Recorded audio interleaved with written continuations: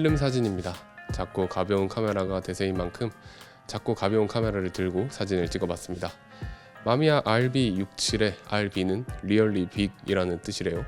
그리고 67은 67판형의 중형 필름 포맷으로 촬영이 가능하다는 뜻이고요. RB67은 RB67 프로페셔널이라는 이름으로 처음 등장했습니다. 동시대에 펜탁스 67이라는 67 포맷 카메라가 있었지만 그 카메라는 거대한 35mm 필름 카메라 형태였고, 마미야 RB67은 하셀블라드와 비슷한 형태의 카메라입니다. 개인적으로 이렇게 생긴 게 좀 더 감성 있는 생김새가 아닌가 생각해요. 이후 74년에 개선된 RB67 프로 S라는 모델이 나왔고, 마지막으로 1990년에 RB67 프로 SD라는 개선된 모델이 나왔습니다. 저의 카메라는 마지막 모델인 프로 SD 모델이니 얘는 암만 나이가 많아도 1990년생인 거죠. 저한테는 동생뻘 되는 카메라라 할 수 있겠습니다. 한때 사진관에서 엄청 많이 보였던 카메라라고 하지만 모르겠습니다. 저는 본 적이 없는데 말이죠. 필름 카메라의 시선으로 보면 저라는 사람이 의외로 어린가 봅니다. RB67은 제가 처음 구입한 중형 필름 카메라이기도 한데, 보편적으로 많이 쓰는 중형 포맷 카메라 중 가장 화질이 좋은 게 67 포맷이라 들었었고, 인스탁스 백을 달아서 인스탁스 카메라로 쓸 수도 있다고 해서 구입을 했습니다. 지금 생각해보면 그때는 개념이 없어가지고 상당히 비싼 가격에 구입을 했어요. 하지만 곧 하셀블라드를 구입하는 바람에 막상 필름을 찍을 때는 하셀블라드를 많이 들고 다녔고, 저의 RB67은 지금까진 거의 인스탁스 카메라로 사용되고 있었습니다.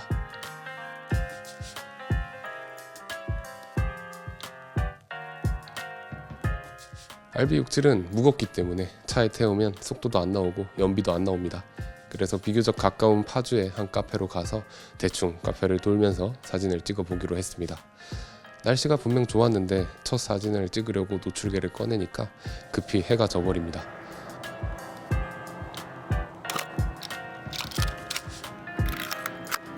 그래도 첫 사진은 나쁘지 않습니다.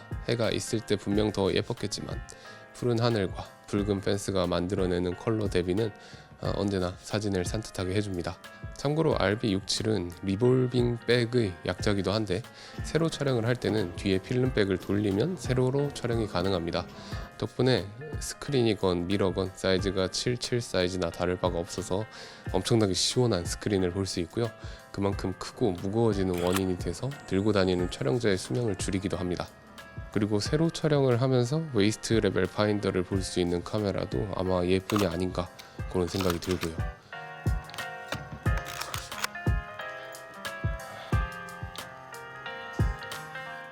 해가 뜬 카페의 사진은 아주 마음에 듭니다. 파란 하늘과 붉은색 지붕과 녹색의 잔디는 빛의 삼원색을 이루면서 언제나 좋은 이미지를 만들어줍니다. 이런 식으로 배색 배치를 하는 걸 뭐라고 하던데 기억이 안 나네요. 마미야 RB67 프로 SD 모델은 KL 렌즈를 사용할 수가 있는데, 인스탁스 카메라로 쓸 때는 주로 90mm, 180mm를 사용하다가 이번에 65mm 렌즈를 처음 써보게 됐습니다.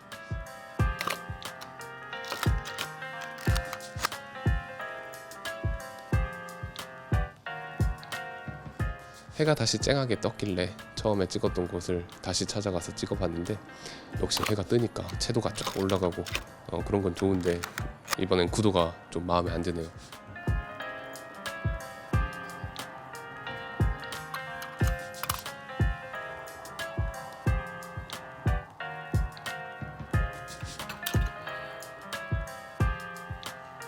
이 계단 사진은 나쁘지 않습니다.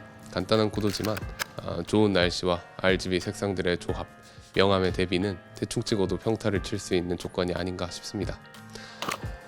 이 사진은 오른쪽으로 향하는 소실점과 창문들의 중첩 이런 것들을 노려봤습니다만 구도는 원하는 대로 나왔는데 노출이 아쉽습니다. 내부를 살려보려고 애를 썼는데 내부를 그냥 깔끔하게 포기해버리고 야외 컬러를 좀 더 살렸으면 더 좋았겠다고 후회를 해봅니다. 후회를 해봐도 망한 사진이 돌아오지는 않죠. 67 포맷은 한 롤에 고작 10장의 사진을 찍을 수가 있습니다. 가장 저렴한 코닥 골드를 사서 자가 현상을 하는 저를 기준으로 했을 때도 한 컷에 거의 1,500원에 육박하는 가격입니다. 이런 67 포맷의 좋은 점은 촬영 장소를 신중하게 선택할 수 있게 해준다는 점이지만, 나쁜 점은 멀쩡한 디카를 냅두고 이런 자기 파멸적인 필름질을 왜 하는지에 대한 자기 비판이 생길 수 있다는 점이에요. 저는 자기 비판을 피하기 위해서 필름, 특히나 중형 필름으로 촬영을 할 때는 피사체를 상당히 신중하게 고르는 편입니다. 그래도 꽤나 흔하게 저도 왜 찍었는지도 모르겠는 사진들을 찍게 되더라고요.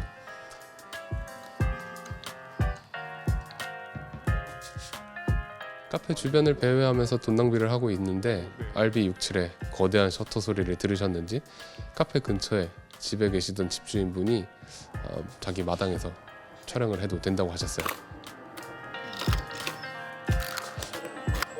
이 비닐하우스 실내를 찍은 사진은 상당히 마음에 듭니다. 난로 연통의 패턴과 대칭인 듯 아닌 듯한 그런 비닐하우스의 구조가 아늑하면서 고풍스럽고 그런 색감으로 잘 표현된 것 같습니다.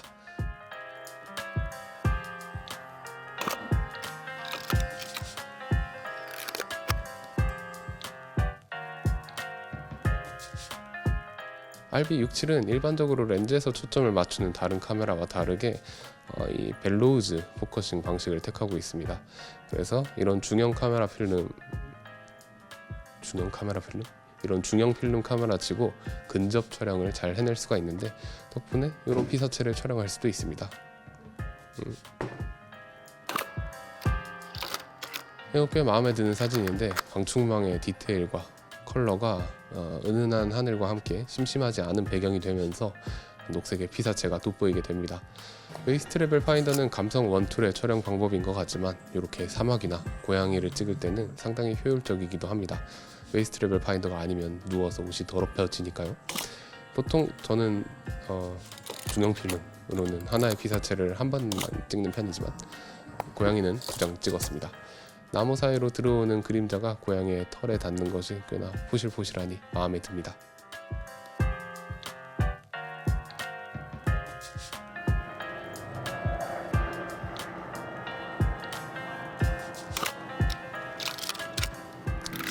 이 사진은 별로 마음에 들진 않습니다. 푸른 하늘과 녹색의 풀에 둘러싸인 하얀 건물의 어떤 대비를 노렸지만 아래쪽에 아스팔트가 너무 밝게 표현이 돼가지고 원하는 바를 이루지를 못했습니다.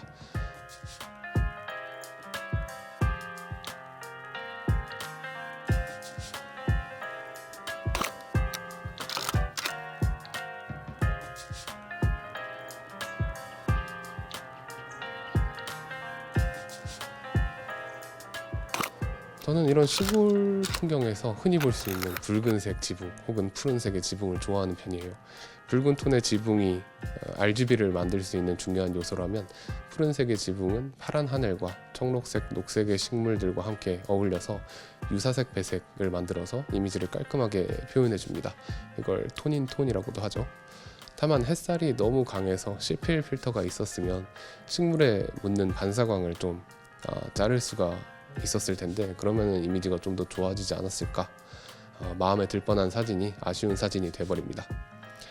카페와 카페 근처에서 코닥 골드 200 두루를 찍은 저는 근처의 공원으로 이동했습니다.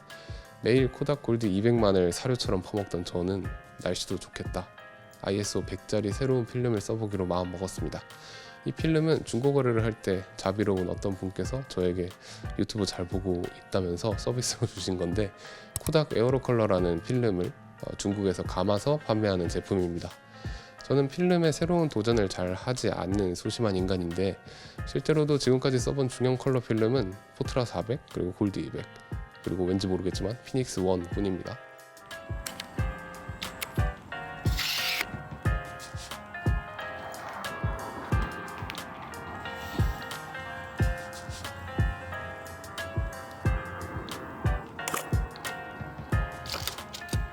첫 사진을 찍고 살펴본 에어로컬러 중형 필름은 상당히 마음에 듭니다. 입자감은 매우 곱고 선예도도 엄청나게 좋습니다. 왜 나는 코닥 골드만 지금까지 써왔는지 살짝 후회가 되는 순간이었어요. 에어로컬러는 약간 푸른 톤이 도는 시원하고 청량한 컬러 표현이 나타나는 것 같은데 덕분에 골드와는 다른 느낌의 사진이 찍히는 것 같아요. 필름의 장점 중 하나는 이렇게 약간 뭐랄까 찍는 사진이 다 똑같다는 느낌을 받을 때 필름만 바꿔줘도 내 사진이 새롭게 보인다는 점이 아닐까 합니다.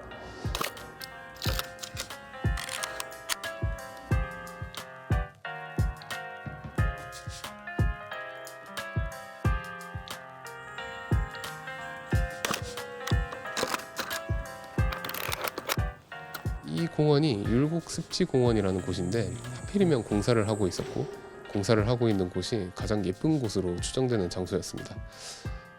그래서 공원 입구만 좀 찍었어요. 요즘 좀 자주 이러는 것 같은데 뭐 사기만 하면 고장이 나서 오고 어디 가면 공사 중이고 쉬는 날이고 뭔가 특단의 대처가 필요해 보이는 나날입니다. 그래도 날씨는 좋으니까 찍을 거리를 찾아서 열심히 돌아다니던 중에 만화책에나 나올 법한 버섯들을 발견했습니다. RB67은 근접 촬영을 하기에 상당히 좋은 카메라죠. 65mm의 비교적 광각 렌즈이지만 그래도 들이대 봅니다.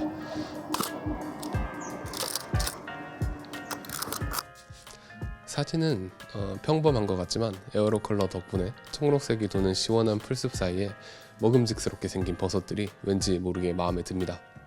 가끔 이렇게 설명하기 힘든데 마음에 드는 사진이 있더라고요. 공원에서 에어로 컬러 한 롤을 다 찍고 싶어서 공사를 하고 있는 공원을 열심히 돌아다녔지만 마땅히 마음에 드는 장소를 발견할 수가 없었습니다. 그래서 포기를 하고 주차장으로 가는 길에 물웅덩이를 하나 발견했어요. 그래서 여기서 좀 뻔한 반영샷을 찍을까 말까 하다가 찍어봅니다. 이 사진은 나쁘지 않습니다. 반영샷은 언제나 흥미롭기 마련이고 푸른 하늘이 잘 담긴 이 앵글은 괜찮아 보입니다.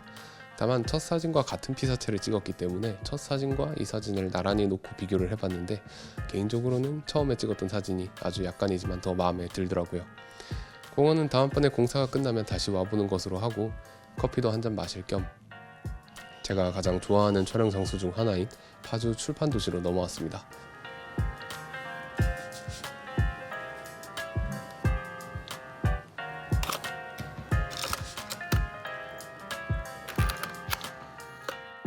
RB67의 셔터 소리가 꽤나 거대하기 때문에 보통 사람들이 많은 곳에서는 부끄러워서 잘 찍지 못하는 편인데 평일이라 카페에 사람이 없어서 카페의 풍광을 몇 컷 찍어봤습니다. 이 샷은 커피를 기다리면서 실내에서 찍은 사진입니다. 깔끔한 톤과 푸른색 의자, 깊게 들어오는 햇살과 창문 레이어 너머의 녹색, 그리고 시선의 유도가 꽤나 마음에 드는 사진입니다.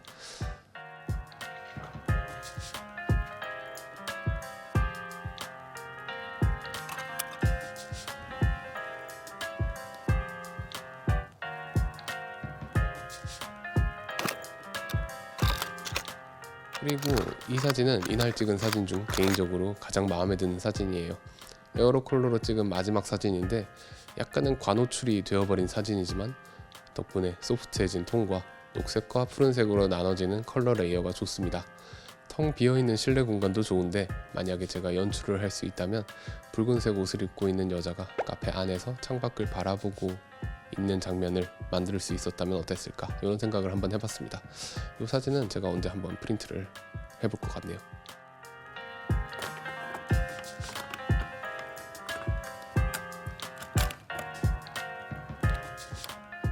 이제 오늘의 마지막 롤입니다. 코닥 골드 200을 다시 로딩해 줍니다.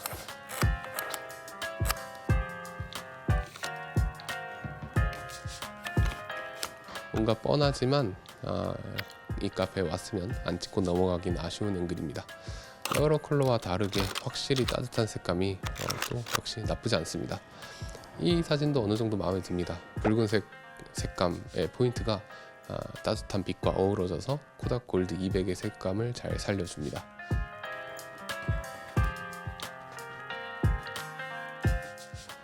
그리고 골목을 돌아다니면서 찍을 거리를 찾아봤어요. 이 건물은 조금만 더 멀리서 찍을 수 있었으면 좋았을 것 같은데 최대한 뒤로 쪼그려서 찍었지만 살짝 아쉬운 사진이 나왔습니다. 건물의 푸른색 창문과 건물의 흰 벽에 묻어있는 푸른색 그림자, 그리고 적벽돌, 큰 나무의 색감 조화가 개인적으로 너무 마음에 들었는데 앵글이 마음에 안 듭니다. 다음번엔 좀 더 광각을 가져오든지 그래야겠어요.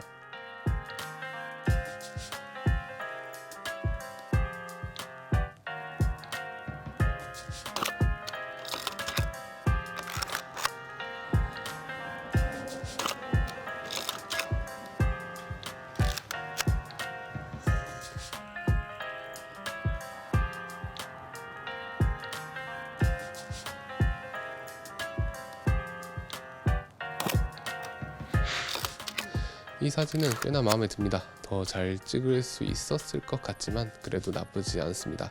개인적으로 버스 정류장은 이야기가 쉽게 느껴지는 느낌이라서 좋아하는 피사체인데, 그걸 제외하고 보더라도 퇴근하려고 모여있는 사람들의 실루엣, 그리고 나무 사이로 들어오는 햇살, 그리고 고스트, 전반적인 따뜻한 색감, 이런 것들이 마음에 듭니다. 퇴근 시간이 지난 출판 도시는 꽤나 비어있게 됩니다.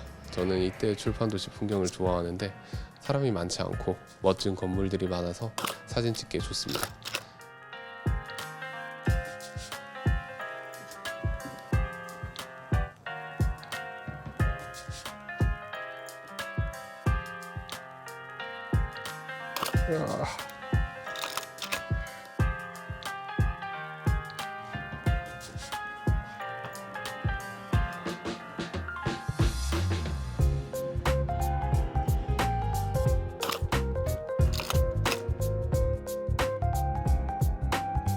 해가 완전히 지기 전에 마지막 사진을 찍고 출사는 마무리했습니다.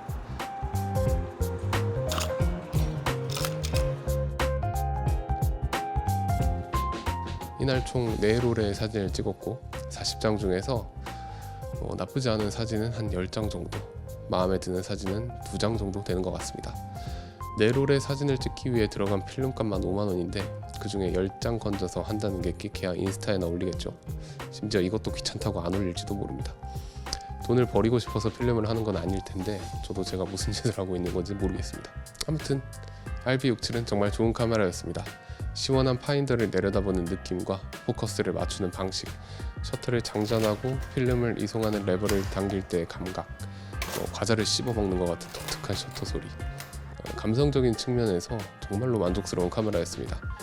거기에 한 손으로 들고 다니기에 충분히 작고 가볍기 때문에 목 디스크나 허리 디스크 혹은 손목에 강한 통증을 유발하기도 하죠. 덕분에 나의 생활 습관을 되돌아보게 해서 바른 자세를 유지하고자 하는 다짐, 그리고 운동을 하고자 하는 마음을 먹게 해주는 고마운 카메라기도 합니다. 개인적으로 65mm, 90mm, 180mm 이렇게 3개의 KL 렌즈를 가지고 있는데 모든 렌즈의 선예도와 컬러 표현 등도 하셀블라드와의 차이점을 느끼기 힘들 정도로 만족스러웠기 때문에 렌즈 성능 측면에서도 좋은 카메라인 것 같고, 게다가 완전 기계식 카메라인데다가 일반적으로는 가격도 좋고 유사시엔 무기로도 활용할 수 있을 것 같고 촬영하면서 운동도 할 수 있을 것 같고 추천합니다.